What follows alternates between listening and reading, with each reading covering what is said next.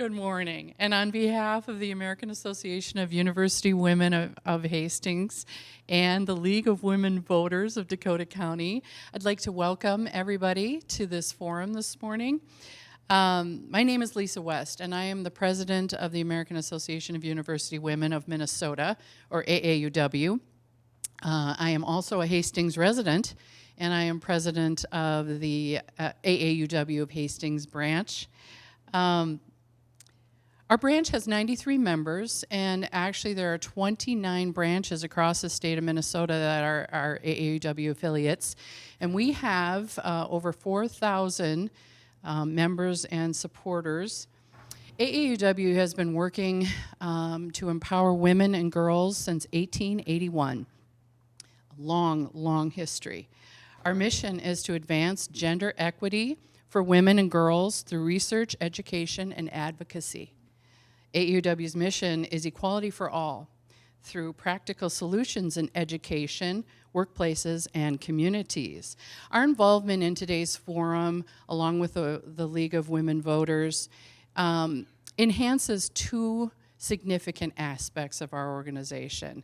AAUW is a very politically active organization, but AAUW is a nonpartisan organization. We share those aspects with the League of Women Voters, which makes our partnerships so wonderful and valuable. I'd just like to say too, or I'd like to add that AAUW is just not a women's organization. We have male members, and we not only benefit women and girls in terms of AAUW's mission, but families in general.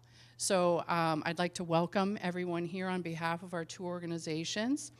I'd like to thank the City of Hastings for allowing us to host this event at City Hall. We'd also like to thank our media partners, Hastings Community TV, and we'd like to extend a special thank you to our planning team and our event volunteers today. Thank you, everyone, for all the hard work to put this together. I hope that you find this forum to be interesting and valuable as we move deeper into this year of elections. Thank you. We're going to hear a little bit from Paula Stein-Clark about the League of Women Voters in a little bit. But right now, I'd like to turn the forum over to Tina Fulch. She is our Hastings City Council member and Vice President of Programs for AAUW Hastings, and Pat Powers, who is Vice President of Public Policy for AAUW Hastings. Thank you. Yes, and we are here just to have a little fun. We're going to have fun. This is a icebreaker type activity, and we want you to just raise your hand and tell us if you know the answer to these questions. So the first question is, what are the eligibility requirements to vote in the primary? Do we have any? Yes? You have to be 18. You have to be 18. Yeah. That's one. Citizen. A citizen. Two. A resident. A resident, right. Three things, right. Okay. Good job. Good job. We don't have any prizes, though. Sorry. The glory. Oh, yes. And you have to agree to the principles of the party which you are voting in, which is kind of a stumbling block for some people who are would intend to vote. Okay, so how many precincts are there in the state of Minnesota? He knows. How many? Just over 4,100. That's right, 4,110. And how many precincts are there in Dakota County? One? 140? 140. 141. Yeah, 141, okay. All right, so on the night of the caucuses, no, for the primaries, you'll vote in your precinct, right? By wards in the cities, Yes. okay? All right, and now Tina has a couple questions for you. All right, now it's going to get a little harder. So, all right. So, what percent of eligible voters attended their precinct caucuses in 2016? 10%? Close, very close. What was that? It is 12.5% of all eligible voters. And these are the people who get to choose who our elected leaders are going to be. So it's really imperative that folks show up if you want to have a voice. And so it was only 218,000 people in the entire state of Minnesota that participated in the caucus system. And then, so our last question is, so how many choices will you have when you cast your vote in the presidential primary? It's more than 2. I'll give you that easy one. 18. Paula said 18. Ding, ding, ding. Yes, that is true. But here is the tricky question.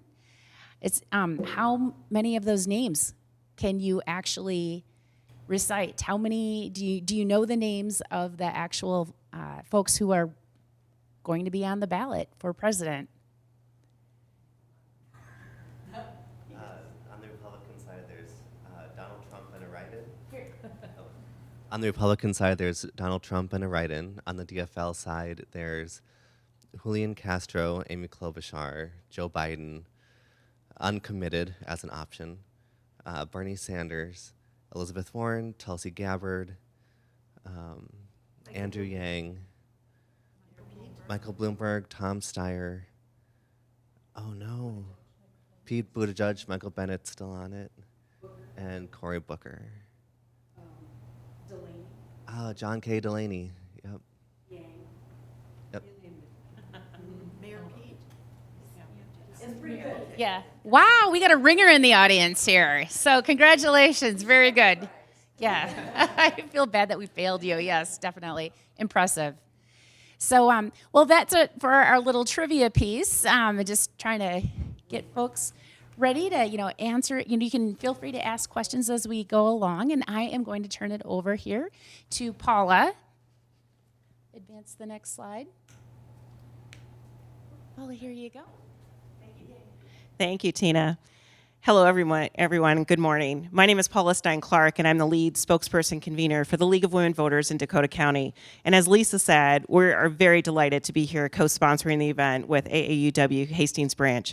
This is the second time that we've done a collaboration. We also did a fall candidate forum with AAUW Hastings, and we found that we have a lot of similarities. In fact, if I were to sit and talk, much as Lisa just did about the League, again, we're a nonpartisan organization. Even though it's the League of Women Voters, we are not just for women. We have many men, some of whom are here today, that are members of our organization as well. We also have been in this for a long time. In fact, yesterday, the League of Women Voters US celebrated its 100th anniversary. It was founded on February 14th, 1920 by Carrie Chapman Catt in Chicago. And so this is a very important year for the League of Women Voters, and it's a very important year for voters, just in general. So our mission has always been to empower voters and defend democracy, and that's part of why we do all of these voter education events. So we've been here, as I said, for a long time. You may have known, some of you are perhaps aware that the League of Women Voters actually used to host the presidential debates. We don't do that anymore. I think we should bring that back. What do you guys think? Yes, right? But we do a lot of voter information. We do a lot of voter registration. We do a lot of efforts just to make sure that voters are engaged and participating. It goes back to really what our founding fathers suggested, is that it's all about we the people, right? We the people participating in our government. And so that's what today's forum is about. It's a voter education forum that's hopefully going to provide you some information about Minnesota's new presidential primary process, as well as caucuses, because not, as we heard, 12.5% of Minnesotans participate in the caucus process. So sometimes I think a barrier to that is people just don't have information about how those work. All right, so you're going to hear more from me later. I'm going to be doing the caucus presentation. But I'm very happy to say that today we have with us Andy Loken, who is the head of Dakota County elections. He's the elections official here in Dakota County. And he is very knowledgeable. He's the person who raised his hand and said over 1,400 precincts in the state of Minnesota. I'm glad he knows that kind of information as one of the elections officials in our state. But he's worked in elections for 18 years, first at the Ramsey County Elections Office, then with the Office of Secretary of State Mark Ritchie. And for the last 8 years, he's been heading Dakota County elections. He may be the only one left in the state, although some of you may have experience with these, who knows how to program lever voting machines. Do you remember those? Yes, right? So Andy might be the only person left who knows how to do those.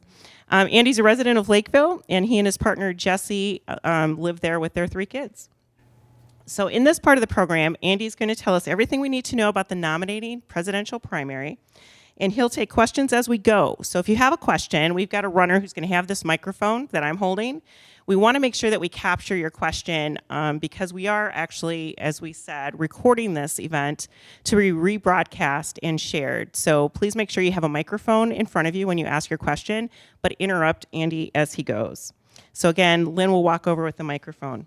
So with that, let's get started. Andy? Good morning. Thank you very much. Thank you very much. It's a nice day out. As Paula said, I'm Andy, and the lever voting equipment, I had to throw something in. Kind of interesting. I've done that recently for unions. They still have some of the equipment, and so they would have they use that because it avoids having to go through mediation in contentious union elections. But when the last one broke, I ran out of a job. So that was a couple of years ago. So we'll talk about picking the president, the presidential nomination primary. It's a great presentation that the league put together. So we get a lot of calls at the office, and what we see is that that the information level about this event is extremely low, unfortunately. And so this is a great opportunity to talk about some of the details of this event. So please feel free to interrupt me with any questions you have. So most voters think of the presidential election is happening every 4 years. This goes along with a joke that we tell in our office, and that's so what do you do all year when there's not an election? You know, we joke about, do they come out of a box or something? But no, this is a long process. People are working. You know, I'm sure there's somebody out there working on 24 already. So anyway, campaigning starts. Candidates start well off a year before Election Day, and they begin to actually pick the final candidates for the election several months before Election Day. But the first actual official step in Minnesota is now the presidential nomination primary. It's the first time we're going to run this thing since 1992. It was the last time they ran it. They ran it previously to that in the 50s, so it seems to be a once-in-a-generation, once-in-a-career phenomena. So it's our turn to do this. So we'll talk about the details. It's a process by which voters cast a vote for their preferred candidate from a preferred major political party. That's a little bit of a that's a little nuanced because there's actually other major political parties in Minnesota. As you know, in 2018 we went up to 4 major political parties. There was Grassroots Legalized Cannabis and Legal Marijuana Now, in addition to the Republicans and the Democrats. However, in the last legislative session, they decided that people who were going to participate in the presidential nomination primary had to conduct a national convention. We don't know what what qualifies as a national convention is, but that's what they changed the law to. Got the other 2 parties not to put forward major candidates, and so we have the two major parties that we have in this election.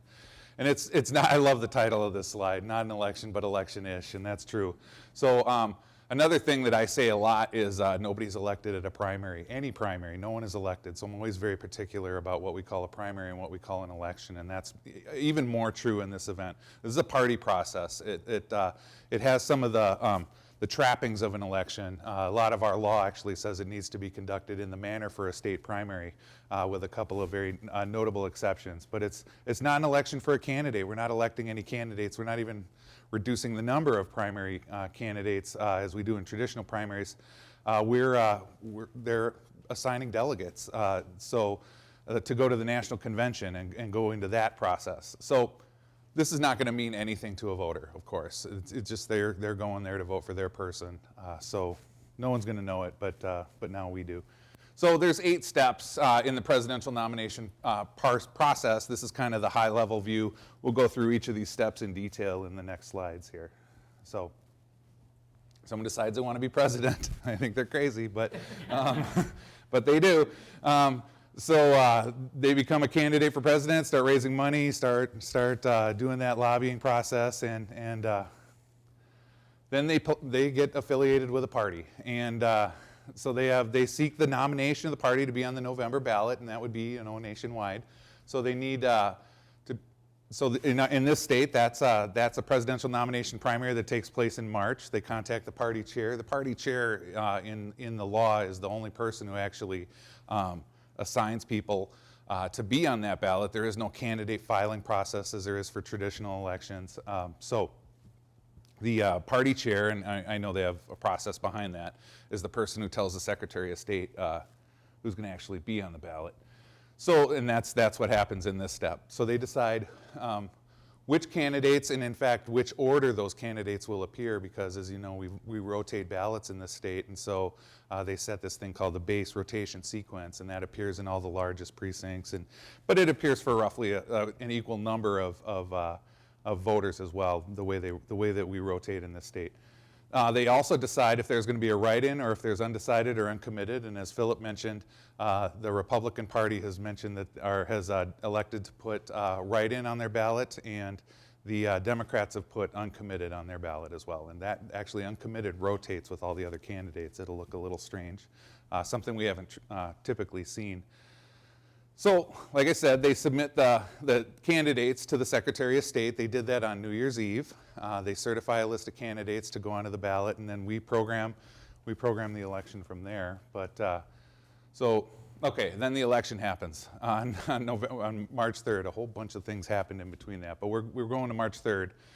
So that you can only get one party's ballot. This is different from traditional state primaries in Minnesota, where we have this thing called an open party column ballot, where you get a ballot with all the parties present on it, and you get to choose, and no one knows what party you voted for. In this one, you actually have to tell the election judge, or you have to make a selection on the poll book, depending on what precinct you're in, for which of the two major party ballots you want to get. So you can only get one ballot. We can't let you vote if you don't tell us a party. That's going to be interesting in the polling place, but we've done a lot of work to try to mitigate any conflict there. So anyway, party chairs were required to notify, I've jumped ahead a little bit, but required to notify the secretary each party's intent to participate on December 31st. Like we said, that's also the same date that they sent candidates to our office.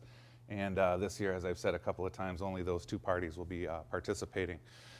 So voting it is very similar to voting in a traditional election. Like I said, apart from a traditional election, I'll repeat it again. We don't have the party column ballot as we've traditionally had in primaries. You have to elect the actual ballot by stating which party you're affiliated with, and when you sign the roster oath, you're mentioning that you're committing to supporting that party. I forget the exact language, but it's you intend to vote for that party going forward. So the officials tabulate the results. That's exactly as it happens in all of our other elections. We have a system where we collect election results. We have a thing called an accumulator at the county. We report to the state what the precinct level results are for each. The votes are counted separately for each party, but they're separate from the number of people for each party.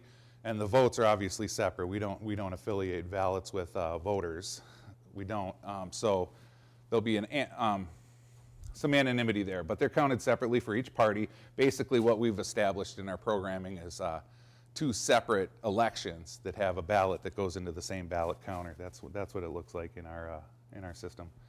So the Secretary of State reports the results to the public and the party chairs the same way as they do every year on election results. electionresults.sos.state.mn.us. It's a website. We'll talk about this at the end in the resources. There's a much better website URL. Okay, so then the parties send these delegates to the party's national convention. They support nominations for candidates based on the results of each party's primary. I don't know what they're going to do about people who have withdrawn from the election. That's their process. For the election, we will accumulate the results for people who elected for that or voted for that person, and that's the end of the business for us. But that'll become a party process. For example, people who may have voted for Mr. Booker already and don't change their vote, or anyone else who's dropped out. All right.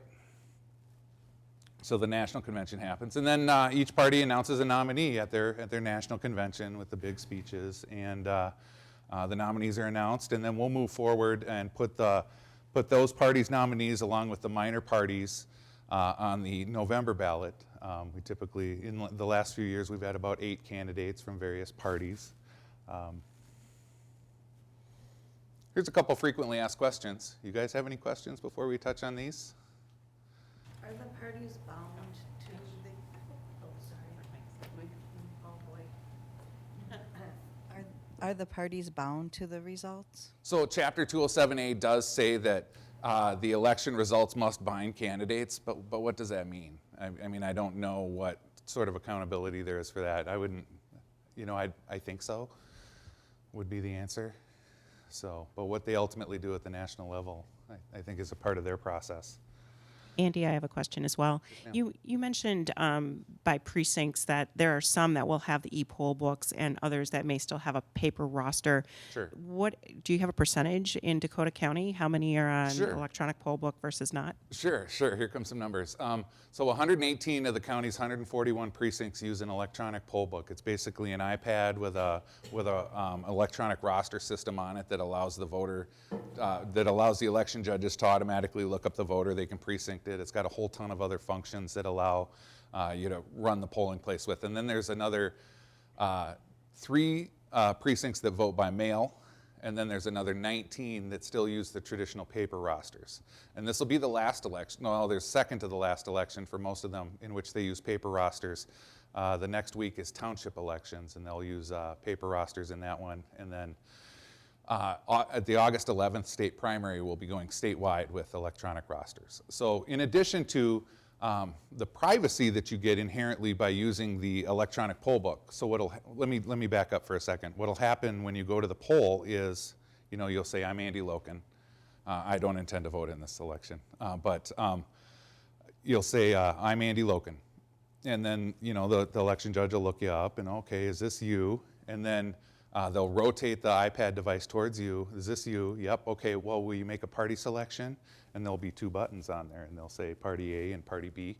And I'll make my selection, and they'll rotate it back. They'll initial to acknowledge that the selection has been made, take a couple of other steps, and then print a voter receipt that'll have the party selection on it.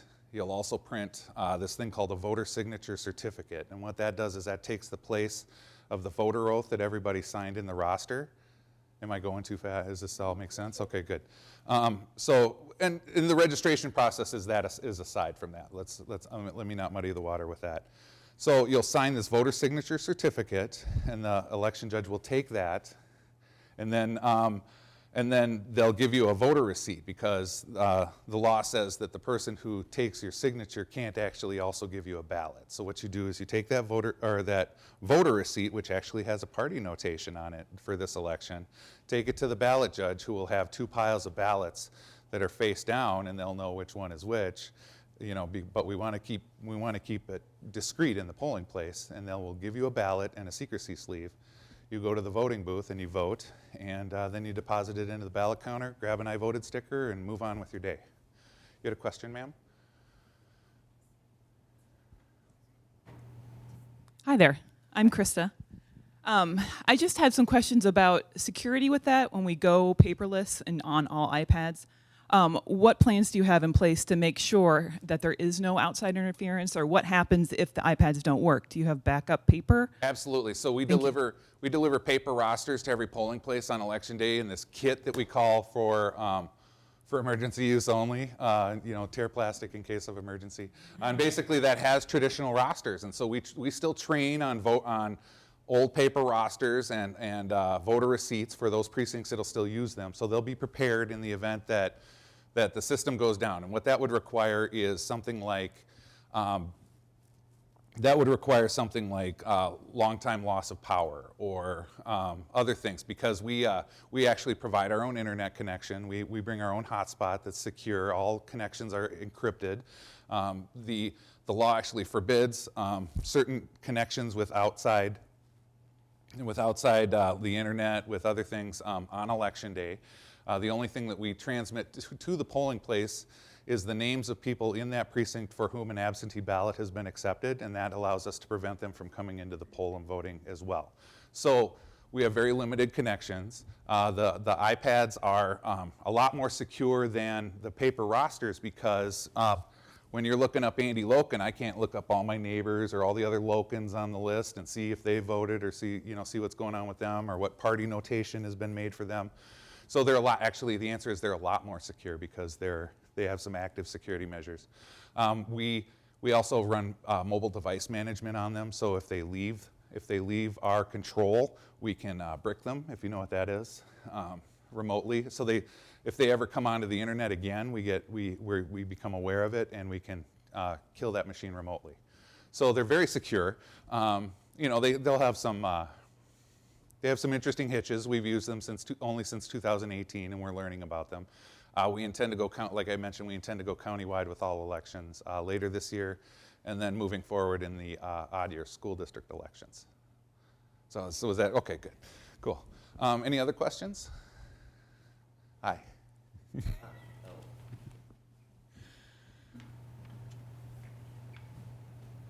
So absentee started on January 17th, and various people have dropped out of the election. Can someone go back and change their vote if they voted absentee for someone who's no longer running? Yes, so that's called clawback, and that's a thing that exists in all other elections until the first day that you can vote early. The early voting process is where you can deposit your ballot directly into the ballot box. That happens on the 7th day prior to the election. At any point before that, from January 17th to it's February 25th, right? I think so. February 25th, anyone can go and re-vote. It's not illegal. People are often a little sheepish about it. Am I going to be caught for double voting? And the answer is no. You can apply as much as you want. You can actually submit as many ballots as you want. We're going to count the most recently received one. We're only going to count and accept the most recently received one because the idea is that not everybody's sure that the mail has delivered their ballot. And so you have the ability to go and make sure that a ballot is accepted for you. So, yes, ma'am.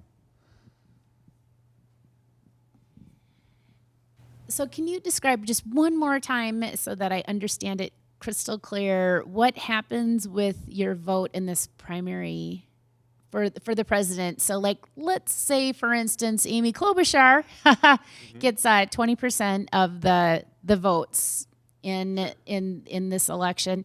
And so what does that mean in the end? I mean, because what are the results of this election? How are these votes being used in the end? So to be 100% honest, I'm not familiar with the actual internal party processes, but I can tell you what Chapter 207A of state law says, and that's that those must bind delegates.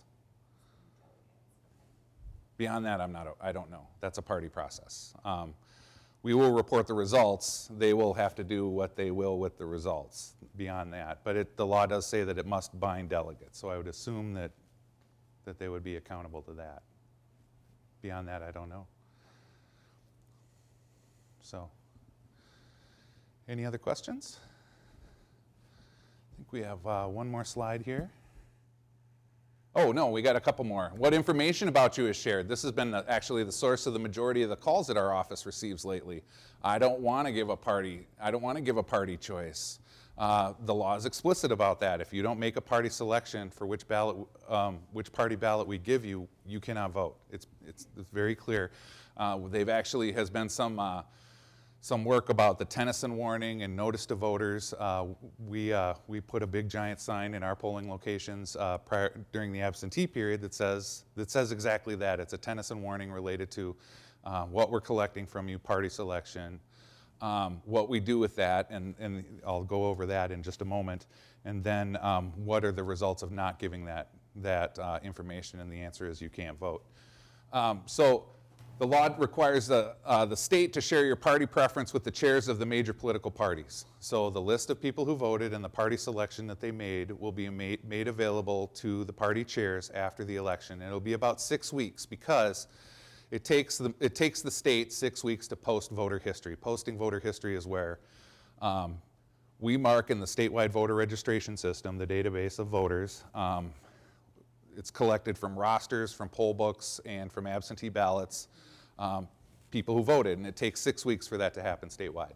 The law allows us up to 6 weeks. So, as the slide says, it'll become voter contact lists. It's not, there's a lot of, there's some hand-wringing that will it become a witch hunt? I don't know, I don't think so. But how you voted is as I mentioned earlier, is going to be separated. Who votes and what they actually is never connected. We have an anonymous ballot in this state, so that won't occur. So this was an interesting slide. I learned something from this slide. I wasn't aware that the DFL chair interprets this law separately, differently than the Secretary of State's office and the majority of counties. So like I said, they don't share a party's voter preference with the public. They actually amended the Data Practices Act in the state to make that explicitly private. So other than for the purposes of sharing with the major party chairs, as this next bullet says. The Secretary of State and a lot of other folks read that law to mean that all voters and their party selections get shared with all party chairs. However, apparently the DFL, this is what I learned, interprets that law somewhat differently. We'll see if they litigate it. It'll be interesting. They always like to litigate prior to elections, so let's do it. In multiple news reports, the DFL chairs discussed the option of litigating it. We'll see what happens. So unless a court order mandates otherwise, the Secretary of State plans to share this information based on his understanding and the way that I just described it. Okay, there's some resources as well that are available to you. Tables in the hallway with voter registration forms and absentee ballot applications. So I think I'm really proud of the way that we handle absentees in this state, so please vote by absentee, you'll love it. MN Votes, just about everyone who calls our office with needing information about whether they're registered, how to apply, how to register, where to find their polling location, how to find election results. We always point them to mnvotes.org. It's a great website. It's a very clearinghouse. Has everyone been to that website? It's awesome.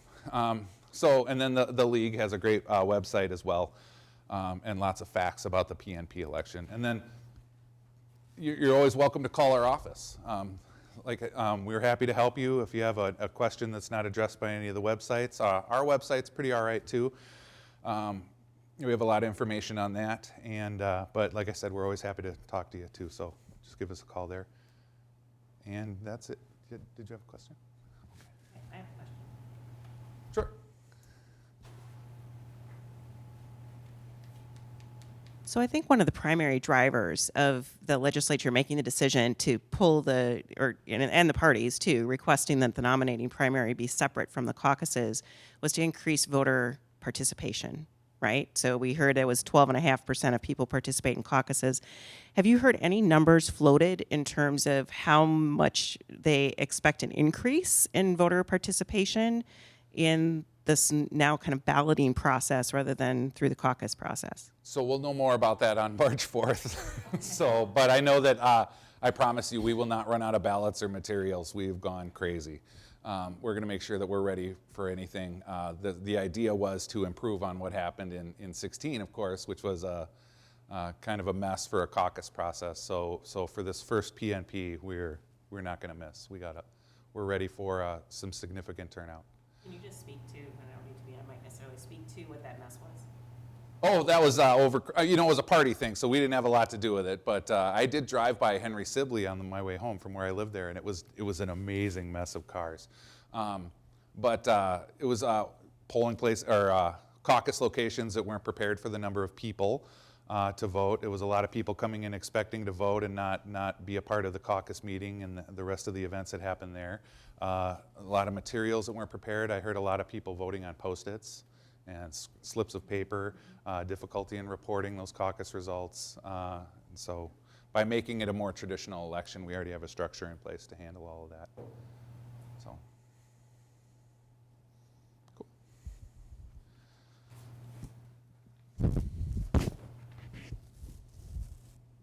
So we'll take a quick break if people want a quick break, but otherwise we're just going to switch out microphones and stuff. So if you're fine, we can just continue on. If you need to stretch your legs, grab a donut, feel free to do that. Everybody want to just keep going?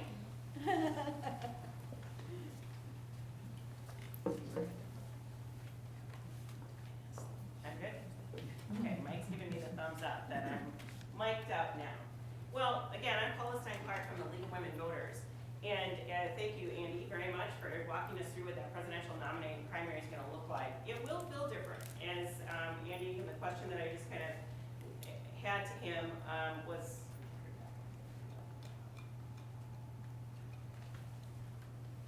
test. Okay, I'm live. All right.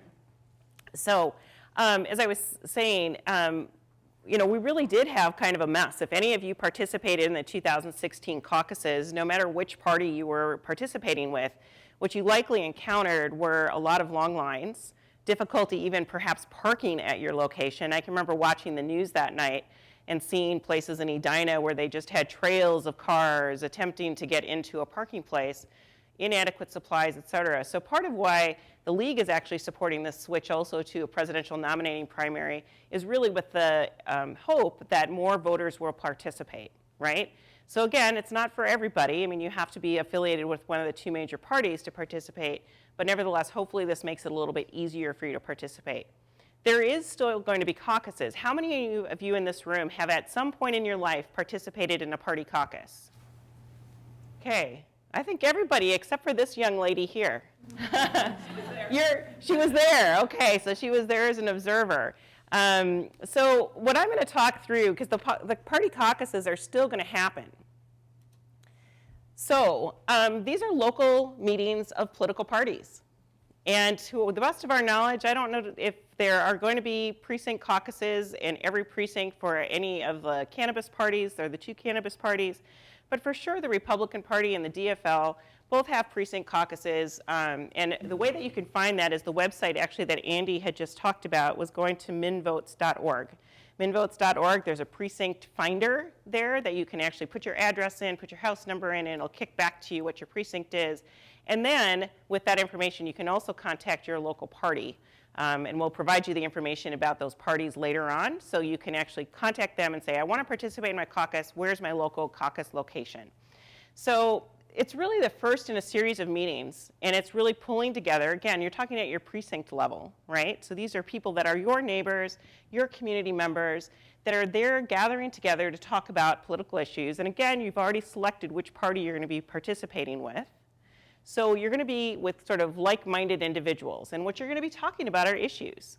You're going to be electing your local officials, your local precinct captains, and things like that. You're going to be talking about what some in this room, if everybody's gone to them, are party platforms and party planks. You're going to be talking about resolutions. You're going to be electing delegates to the next level conventions, et cetera, et cetera. So this is a way that that local group, this is really grassroots-oriented civic opportunity for you to get together with your neighbors and participate in the political process.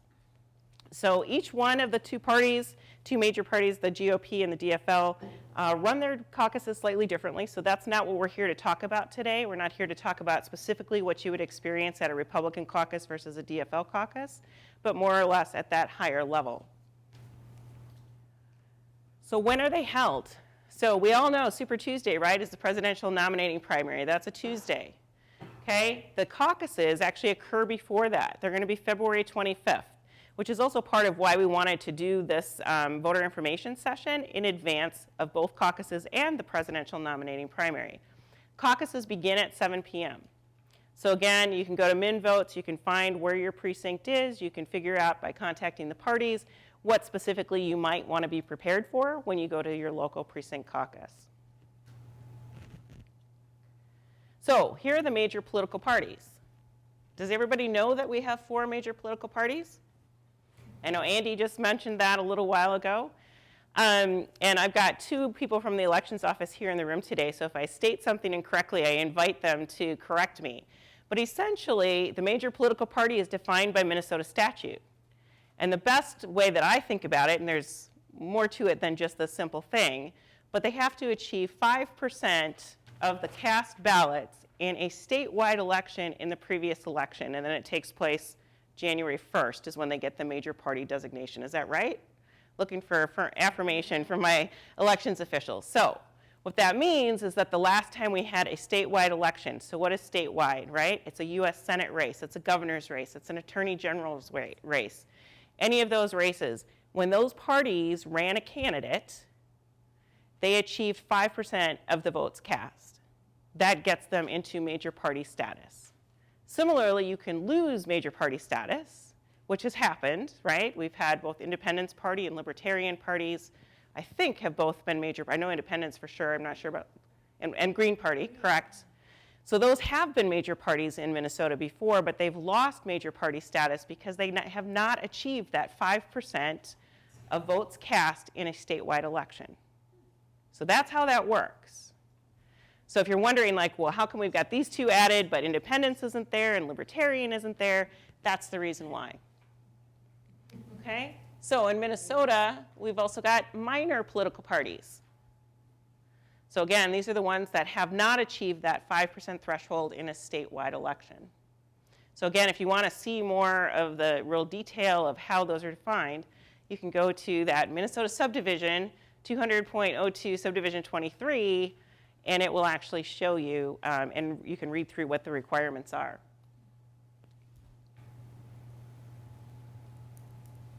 So the interesting thing, I liked this slide in particular, which basically says major parties are governed by statute, but there really aren't very many statutes that apply. So what that means is that basically there are some things that major parties have to do, but very little. Very little is actually required by state statute around how they run caucuses, how they run presidential nominating primaries, et cetera.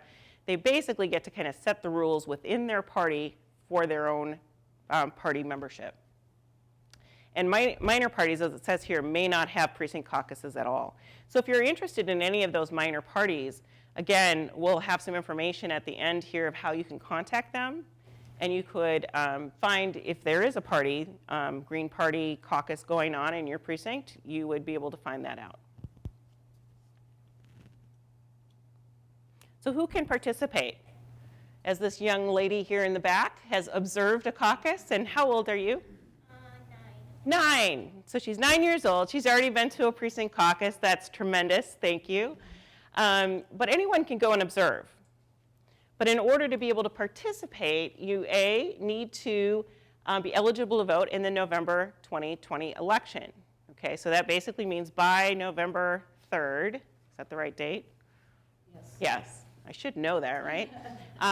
By November 3rd, you need to have at least be 18 years of age. Okay, so that means if you're 17 on caucus night, I can remember when I was a senior in high school, I was 17, but I was going to be 18 by the next election. I can remember participating in caucuses when I was a senior in high school. So you can still participate. And you need to live in the precinct, okay, which makes sense, right? In order to participate with your local neighbors, you need to be living with your local neighbors. Do you need to be a registered member of the party? No. Okay, so while it is perhaps a little counterintuitive, because we just said with presidential nominating primary, you need to say, I want this ballot or I want this ballot. That does not lock you in forevermore for that party or this party. What in Minnesota, you're not actually registered as a Republican or registered as a DFL or registered as a Minnesota Cannabis Party or a Green Party. You're not registered in any one of those party affiliations. So you do not have to be a registered member of the party. But as we said, there's sort of an oath that you take when you go to the presidential nominating primary. And similarly, when you're at the caucus, there's sort of this general rule of thumb. Do you believe and follow the basic tenets and the basic principles of that party? And if the answer to that is yes, by all means participate.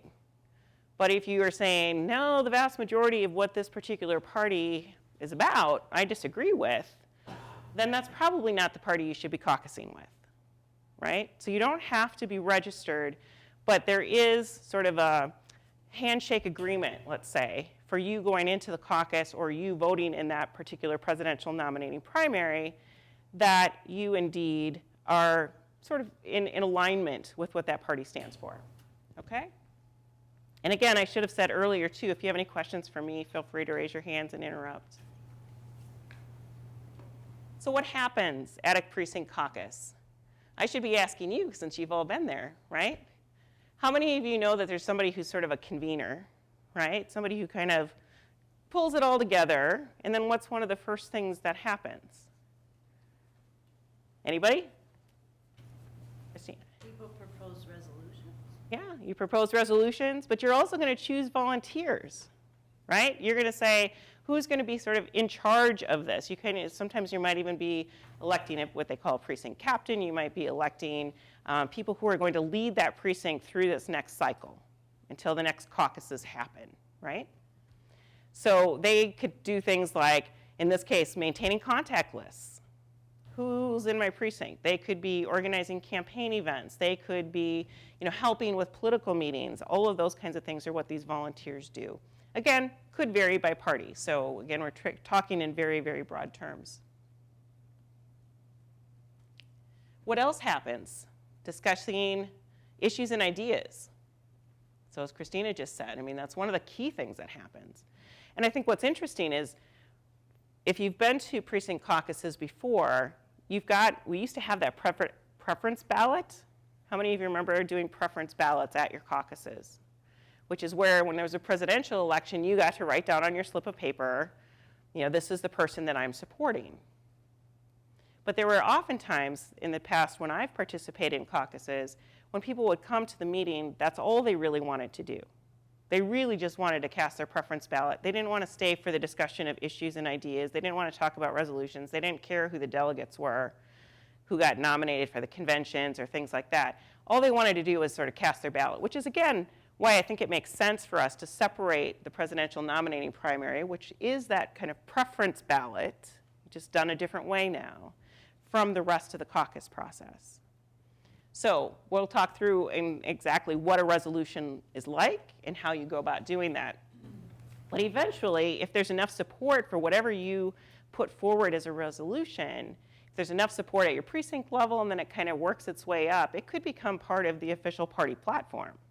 So resolutions are a great way for you to kind of, if you've got an issue, a topic, something you're concerned about, that's a great way for you to get your issue brought forward and gain support around it and have it become part of your official party platform.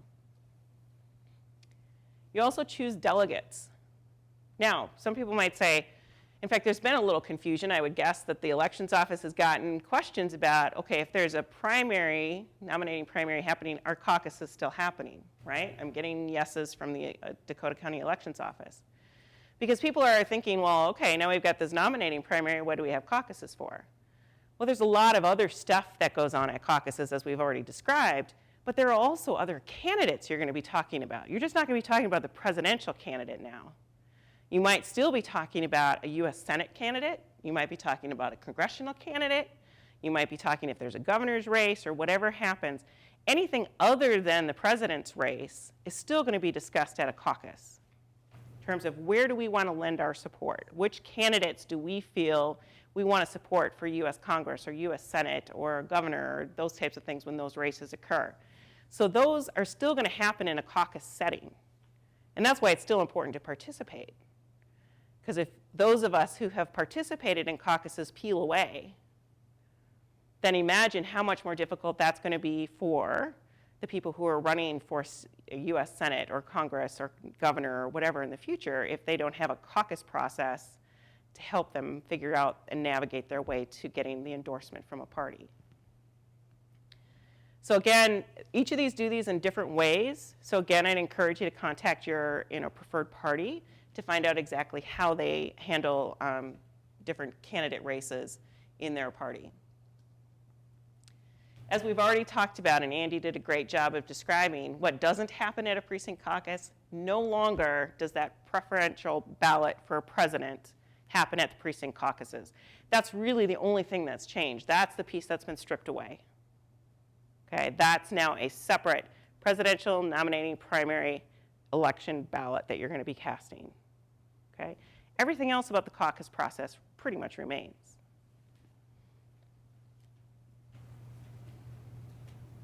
So what's a resolution? Has anybody here written a resolution before? Few of you. Is it super intimidating? No. The way I like to say it is that you essentially are stating your case, and then what do you think the solution's going to be or should be, right? Again, each of the parties is going to have a different way that they might want you to present that resolution. They might have a standard form. In fact, oftentimes they would have a form that you can just fill out when you get to your precinct caucus. Other times you can, many organizations, the League of Women Voters does that, will present resolutions that are available that if you believe in that resolution, you can print it off our website and you could take it to your precinct caucus with you, okay? But in every instance, they need to be presented in writing, okay? So how do you present it? So it says here, it's a statement of the problem or the opportunity, including relevant facts and context. We're going to give an example here for you in a minute. What's your rationale? Like, why is this something that we should be talking about? Why is this something that this party should take a position on? And then a declaration of what you think that policy statement should be. That's essentially what it is. And again, another important caveat, each party might be doing this slightly differently, so check with your local party. So here's an example. In our example, we have a shortage of purple people eater feeders. Okay? And so the stating your case is sort of the facts that support why you think we should do something. So it starts with the whereas. Whereas purple people eater feeders represent 15% of the local economy in 13 Minnesota counties. So it's a fact, right? Whereas employers have been unable to recruit and train purple people eater feeders over the last 15 years. And whereas the state of Minnesota currently does not fund any programs for purple people eater feeder skill training. Right? Those are all facts. You'd like to think that they're undisputable, but again, hopefully you've done your homework and your research on this. And so what this resolution is saying, so therefore, what are we going to do about it? So therefore, be it resolved that the Woolly Party of Minnesota supports adequate state funding to technical schools and employers for the training and hiring of purple people eater feeders. All right? Yeah. So again, you're stating your facts. Here's what my concern is. Here's what the facts are about that concern. And here's what I think we should do about it.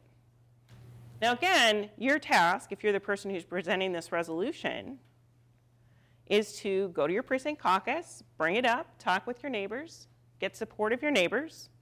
If your neighbors say, yeah, thumbs up, we agree with you, there is that shortage, and we think that's a great solution, then your precinct is going to kick it forward to the next level of your party's organization. And again, it goes through that same sort of deliberative process every time that you're talking about that resolution. And again, if you get enough support at the various levels of your party, it can become part of your party platform. So this might be what sometimes is referred to as a plank. Have people heard that before? Right? A plank is part of the overall platform. All right, any questions about resolutions? Other people sometimes, and I know the league gets questions about this all the time, well, what if I can't make a caucus? Now again, think about what the obstacles were, right? I mean, we all have busy lives and kids have activities and you've got people who are in school and people who work jobs that are not 9-to-5 jobs. So I think that's also one of the advantages of moving that presidential preference ballot off into a presidential nominating primary is because guess what? Now you get all of election day plus absentee voting with no excuses, so you've got a substantial period of time that you can participate in that preference process. Caucuses are not that way. Caucuses, you have to show up then. You can't send a proxy. You can't come in through some absentee process. You have to be there. So what if you have to work? What if you have school that night? How many of you have ever been even aware that schools don't schedule things on caucus night? Yeah, few of us. Most often you don't even really think about it. You go, oh, okay, sure, I can make the caucus. Yeah, you know, John doesn't have a basketball game tomorrow night, right? But you do have the right by state law to take time off work to participate. Yes? My understanding is if you cannot attend, you can send a letter in to state that you'd like to be a delegate for the next convention. Can you say that again on mic, please? At least in the past, the rules were if you cannot attend, you could send a letter in indicating your interest in being a delegate to the next convention. And I think that's generally true. Again, may vary by party. Andy, do you know the answer to that? Do the parties control that? I think they do. They do control it. Because they control the caucuses. It's their rules. But I think most, again, particularly around being a delegate to the next level of convention, would accept you to write a letter saying I can't be there, but I would like to participate as a delegate. What you don't get to participate in any other way, shape, or form is the discussion about resolutions. You don't get to talk about, casting ballots. You can't cast a ballot for who's going to be my precinct captain or things like that if you're not there.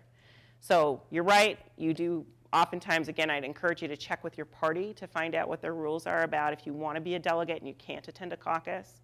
But again, the nice part is Minnesota state law says your employer needs to provide you time off. Now, if you're out of town, have a vacation scheduled, whatever happens to be. Or if it just is not going to be a situation where it will work for you, you still, have that other option of contacting your parties to find out how you could alternatively participate. Okay? And if you have any accessibility needs around vision or hearing, again, contact your local party because they are required to try to make a reasonable accommodation for you, whether it's by having an interpreter there or providing you materials in advance of the meeting. So again, if you have any of those types of accessibility needs, please make sure to contact your party. So here's, again, very broad level because each party can do things slightly differently. But what are the next steps after a precinct caucus? So you have the precinct caucus, and so then you go to a basic political organizing convention, and that very often could be maybe a Senate district. Is there anybody here who's been a delegate at any conventions? Yep, okay, a few of you. All right, and then after that, that's a group of people, again, delegates from all these local precincts that come together in the Senate district or whatever that organizing, I'm using that as an example, Senate district. And then they get together, have a very similar kind of conversation. They look at those resolutions that have been brought forward. They vote up or down on resolutions, et cetera. And then you go to a congressional. And so that Senate district's going to be electing and nominating delegates to a congressional district. And then that goes on to typically a state convention. And that goes to a national convention, right? So there's all this party process that goes all the way up to a national convention. Is there anybody here who's been to a national convention? No one. Anybody been to a state convention? A few of you. Okay. So you know a little bit about what that experience feels like.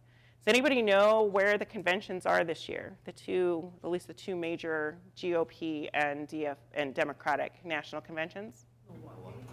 Democratic National Convention is in July in Milwaukee, and the Republican Convention is in August in Charlotte, North Carolina. So if you want to participate in those, the way that you get there typically is by going through each one of these steps, and at each one of those steps, being elected as a delegate to the next level convention.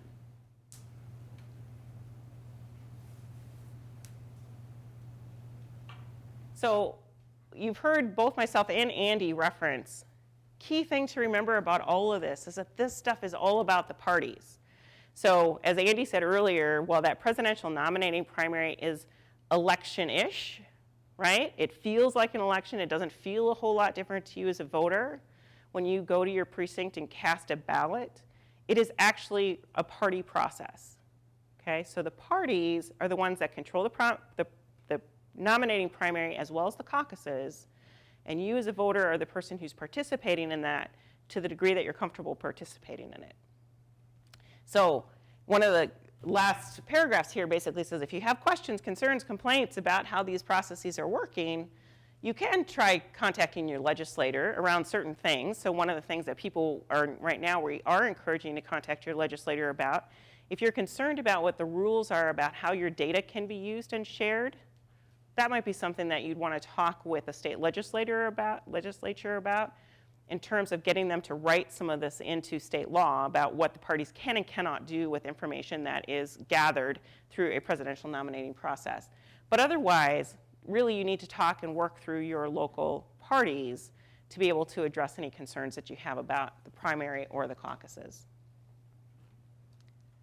So here's the contact information. If you are interested in any of those major parties, I guess one of the things I would do is, again, you can find these really easily by going to the minvotes.org, or you can also just take out your phone right now and make a snapshot of this particular page. It's got all their contact information for how you can reach out to them if you want more information.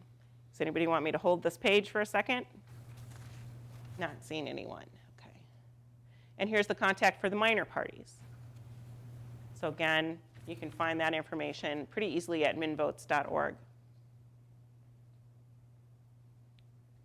And then, as Andy mentioned too, the League of Women Voters Minnesota. So much like AAUW, we are part of a larger entity. We're League of Women Voters Dakota County, but we're part of the League of Women Voters Minnesota and part of the League of Women Voters United States. League of Women Voters Minnesota, that has paid staff, we're all volunteers, but paid staff actually has pretty substantial information. So they're the ones that have put together both of these slide decks. So if you want to share this with either of your friends, your neighbors, your colleagues, feel free to do that. They're downloadable right off the website, as well as the handout. Did everybody get the handout? So there's a handout on our table that basically outlines, it looks like this, picking the president.